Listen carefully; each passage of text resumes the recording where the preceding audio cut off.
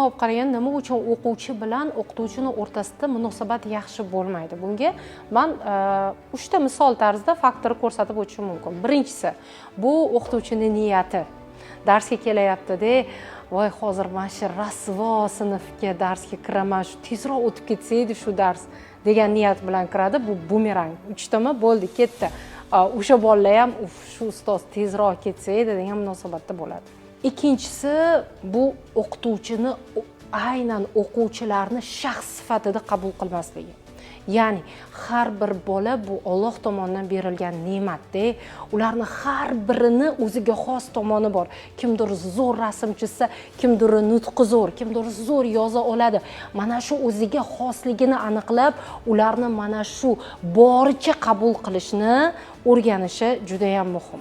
Ya'ni qabul qilmaydi, bu ham ta'sir qilyapti. Va uchinchi muhim faktor o'quvchini qo'llab-quvvatlamasligi. Молодец, qo'lingdan keladi, boringga shukur. Men ishonaman, ey qoyil, bugun kechaga nisbatan zo'r gapirding. Bugun topshiriqlar a'lo darajada, bugungi yondashuvingni qara, молодец. Qo'llab-quvvatlashni boshlaylik, ana munosabatlarni iliqlashishiga va bolalarni yana ham zo'r ilm olishga qiziqishini paydo bo'lishiga yordam beradi. Xo'p, sizda ham hayotingizda shunaqa o'qituvchilar bo'lganmi?